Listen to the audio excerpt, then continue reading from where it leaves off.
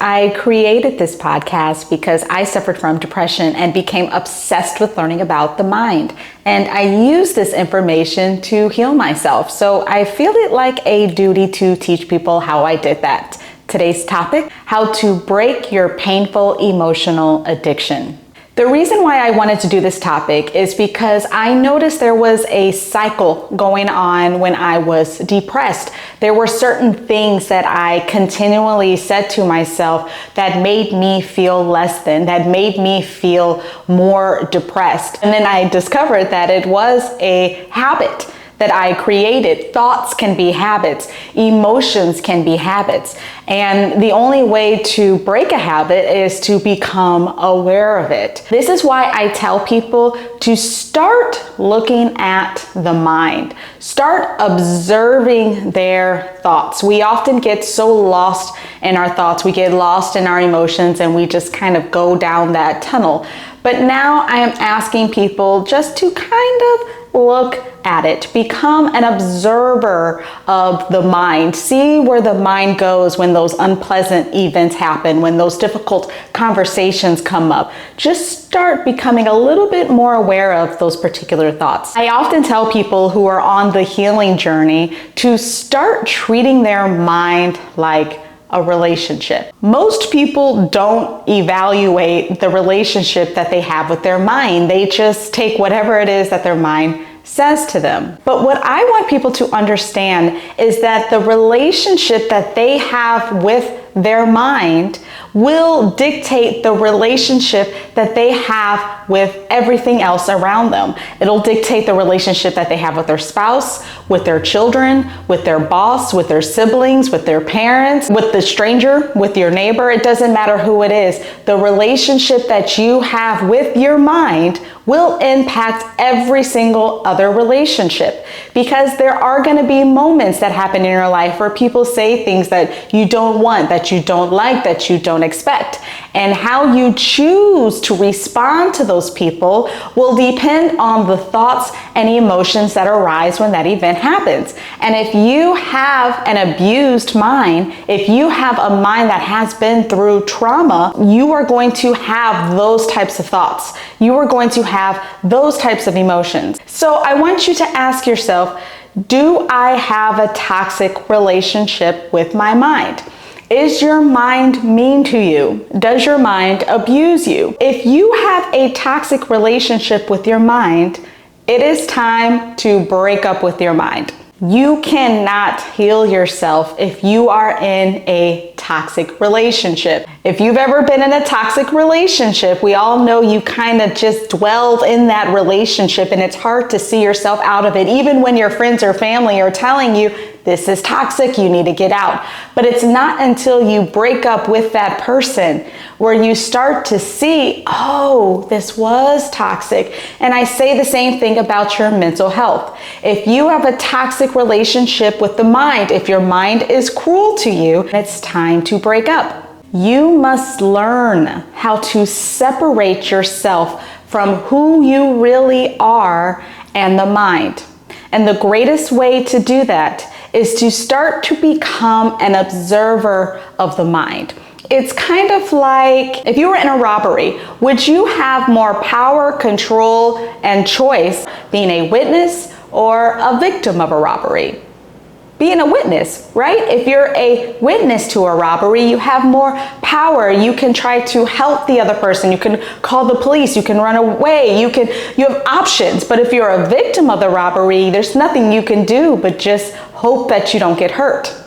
I want you to treat your mind the same way. If you no longer want to get lost in your thoughts and emotions, you can no longer be a victim of the mind. You have to become a witness to it. You have to start creating that distance between you and the mind. You have to start looking at your thoughts, looking at your emotions. Only then you will have that power, that control, and that choice on what it is that you do next in that situation. The problem in people's lives, it's not their body image issues, it's not their anger issues, it's not their trust issues, it's not even their depression or their anxiety. Those are byproducts. They are symptoms of your belief systems. Belief systems determine the thoughts that you have. They determine how you label the emotions that you experience. They will also determine your actions and the decisions that you choose to make in life. This is where your focus needs to be during the healing journey. Yes, we want to manage those symptoms. We want to manage the byproducts. We want to manage our relationships and our anxiety and our depression. Very important. But if you want to get to the root of the problem, if you want everlasting healing, if you want to create balance in the system, it's about creating new belief systems. Because when you create new belief systems, when you have an experience with that person that usually turns out into an argument, you are going to think differently. You are going to feel differently. Therefore, you are going to handle that person and that situation differently. And if you create belief systems that align with your highest self, belief systems that are more loving, more caring, more kind, more patient, and more compassionate, that will change all of your relationships, because it won't matter what that person says or what that person does to you. You have created balance in your system, and you have created your mind to be the way that you want it to be. You are the healer of your mind and your body. All human beings were created with self-healing mechanisms, and the only reason why you aren't aware of it is because we were not taught this information. The stuff that I learned in my adult years, I should have learned in second grade. Understanding and learning about these self-healing mechanisms, this is where your power lives. And one of the greatest self-healing mechanisms that we have is our thoughts. Now, this isn't just some like woo-woo magic stuff. I can heal myself with my thoughts. This is science. Your thoughts determine how you feel. So if you have a happy thought, what kind of emotions are you going to have? If you have an angry thought, what kind of emotions are you going to have? So if you want to be happier and more joyous and more peaceful, then you have to create these types of thoughts. But what's so beautiful is that when you create these thoughts and you feel these thoughts in your body through your emotions, you are creating new belief systems in your mind. So you are using your thoughts to create new belief systems. And it's your belief systems that generate those automatic thoughts. So you create thoughts, but you also have those automatic thoughts. If you want your automatic thoughts to be more supportive of your mental health, more loving, more caring, then you have to use your thoughts and use your emotion to create those belief systems. This is why in the beginning, your healing journey may be a little more tiresome and you may feel like you're using a lot of energy to heal yourself. And it's because you are creating thought. Thought is energy. Okay, so it's going to take more energy to create thought, especially thoughts that you don't normally have. And so you use your energy to create beautiful, loving thoughts. You feel it in your body. And the more that you feel it, especially gratitude emotions, those are some really powerful emotions. If you can hold gratitude in your system for as long as you can, you are raising your energy vibration. You are changing those limiting belief systems, those belief systems that you got from the adults around you growing up.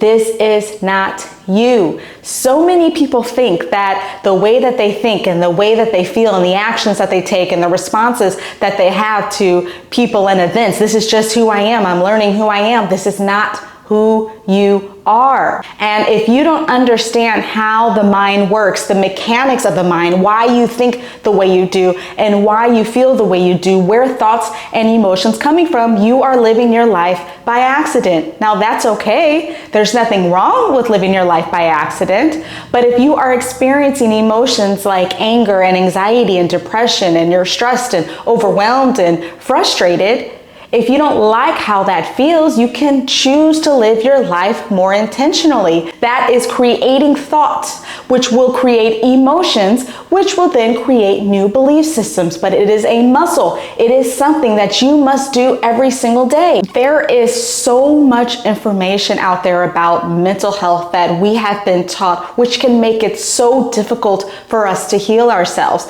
We have so many names and labels and diagnoses, and we think that we have to heal every single part of it, but that's not true. My purpose is to dispel this myth and show people that they can heal themselves. There is only one emotion, and it's manifested in two ways. An emotion is energy in the system. All energy is the same, just manifested differently. When you experience an emotion, it's either a high vibration emotion or a low vibration emotion. And we're all aware of what that feels like. You know, when somebody comes into a room and you're in there and you just feel tired and depleted or just don't really even feel that well, that's because that person has a low vibration energy. But other people can come into a room and you feel inspired and motivated and fueled up, and it's because they have a high vibrational energy. And when you don't have control over your system, when you haven't created balance within yourself, those vibrations will shift depending on what happens or who you meet or the events that occur in your life. This is living your life by accident. This is what makes life so scary. The beautiful thing is that you can raise your vibration and keep it there no matter who's around you or what happens to you. You don't have to focus on your anxiety and depression to heal it. You just need to focus on raising your energy vibration. That will naturally balance out your system.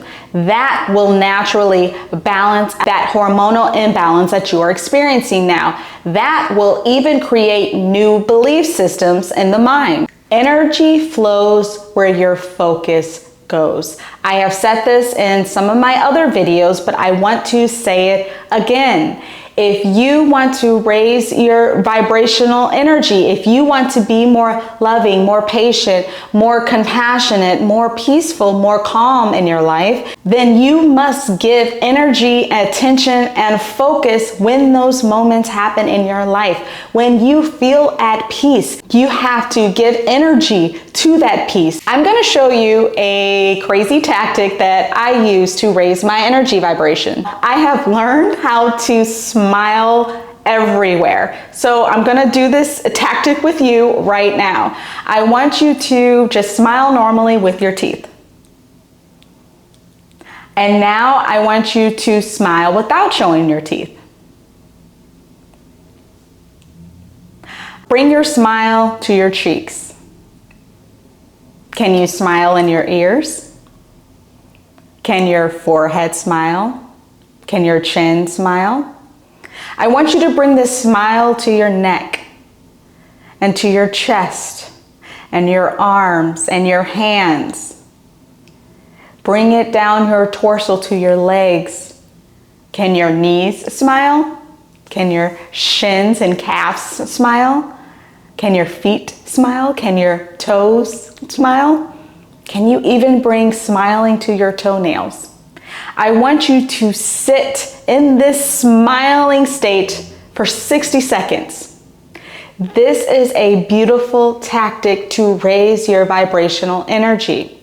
This will heal the system within, but you have to stay in this state. So I want you to, once a day, smile throughout your entire body. As I had just mentioned before, the greatest time to train your mind, to reprogram the mind the way that you want to be, is when it's in a peaceful state, a joyful state, a laughing state. This is why self-awareness is so important. You must be self-aware all day, every moment of your life. Because when that moment of peace arises, that is the time to do your affirmations, because that is the time your system is the most receptive. Your system is the most open. It is not the time to do your affirmations when you are anxious, when you are depressed, when you are down, when you are sad and frustrated, because the mind and the body is in survival mode. And so now that's what the mind and body is focusing on. So it's good to manage those things when it happens. But if you want that full change, that everlasting change in your system, do your affirmations when you are at peace, because the mind and the body are able to take it in at that point. One thing that I want people to understand, especially during the healing journey, is to know that there are no tests in life. I often hear people say when they're going through a really difficult time in their life, or somebody is difficult, they may say, oh, he is testing me, or I'm being tested. There are no tests in life. And who likes a test anyway? When people in your life do and say things that you do not want, that you do not like, that is not a test. These people are giving you an opportunity to weaken old belief systems, dated belief systems that do not align with your highest self. These belief systems are the reason why you get angry at those people, that you get annoyed at those people, that you get frustrated at those people, that you don't trust those people. It has nothing to do with anything outside of you. These are your belief systems, and these are your belief systems that are controlling your thoughts and controlling your emotions. So when these people come into your life, use those people to heal yourself. I absolutely love this method because not only does it create new belief systems in your mind, but it also raises your energy vibration, which is ultimately the most important thing for you to create sustaining balance in your system. If you do this enough, over a short period of time, you will see a change in yourself. You will see a change in how you respond to people. You will also see a change in those people. And more important, you will notice more moments of joy, more moments of laughter, more moments of fun, because you are telling your mind, this is what's important. This is mind mastery. Treat your mind like your child or even your spouse. When your child or your spouse does something that you like, give it attention, give it energy. Tell them how excited you are and how grateful and thankful you are for doing that thing that you asked them to do. You will get more of that stuff because people like to feel good. The opposite is also true. When you focus on where your child is failing or where your partner is not providing for you, you are going to get more of that thing. Treat your mind the same way. When you are having those emotions that you like, that you want more of, give it that attention. Let the mind know, this is who I am. This is who we are creating ourselves to be. Give it energy, acknowledge that moment, and say to yourself, I am grateful for this moment. Your mind will give you more. This is reprogramming your mind to be the way that you want it to be. Use the beautiful moments in your life to let your mind know, this is me. I hope this information was useful for you. I'm really excited also, you guys. I've created this new membership community called Build the Super You, and I will be going live once a month, every first Wednesday. I'll probably go live other times, but I am here to teach more of the methods that I use to heal myself. But more importantly, I want to answer your questions. I want to make myself more available to you, and it's free the first month and $10 after every month. You can cancel anytime. If you know anybody that is struggling with their mind or with their emotions, please send this video. I answer all of my questions, so please leave a question, like, subscribe, and I'll see you next time. Bye!